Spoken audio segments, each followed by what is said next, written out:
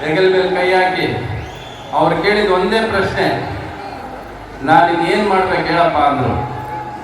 ಸಾಕು ಸರ್, ನಮ್ಮಪ್ಪ ನೆನಪಾದ್ರು, ಈ ಜನ ನೆನಪಾದ್ರು, ನಾನು ಸಿನಿಮಾ ಕೆಳಗೆ ಬಿದ್ದಾಗಲೂ ಕೂಡ ಎದುರ್ದವನಲ್ಲ, ರಾಮಾಚಾರಿ ಪಂಚ ಹಾಕೊಂಡ್ಬಂದಾಗ ಜನ ನಿಲ್ಲಿಸಿದ್ದಾರೆ, ಆ ಥರ ಮತ್ತೆ ಯಾರಾದರೆ ನನ್ನ ಜೀವನದಲ್ಲಿ ನನಗೆ ಬೆನ್ತಟ್ಟಿ ನಿಲ್ಲಿಸಿದ್ದಾರೆ ಅಂದರೆ ಅದು ಡಿ ಕೆ ಶಿವಕುಮಾರ್ ಅವರು.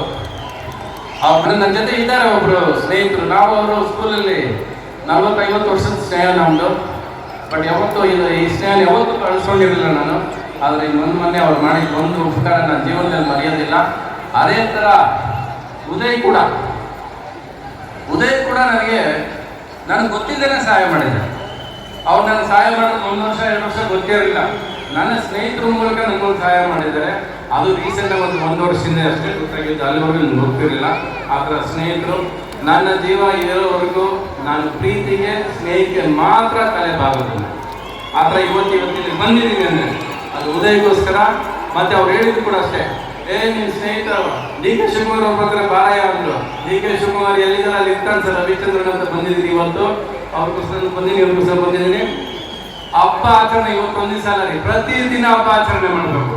ಅದು ಊರು ಅಂದರೆ ಮದ್ದೂರು ಅಂದರೆ ಹಂಗಾಗಬೇಕು. ಮದ್ದೂರು ಇವಾಗ ಬರ್ತಾ ಇರ್ಬೇಕಾದ್ರೆ, ಮದ್ದೂರು ಎಂಟ್ರ್ ಆಗ್ಬೇಕಾದ್ರೆ ಯಾವುದೋ ಫಾರಿನ್ ಎಂಟ್ರ್ ಆದಂಗೆ ಇರ್ತೀರಿ.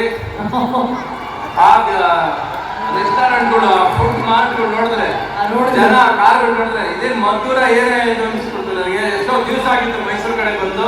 ಒಟ್ಟಲ್ಲಿ ನಿಮ್ಮೂರಿಗೆ ನೆಟ್ಟಿದ್ದೀನಿ.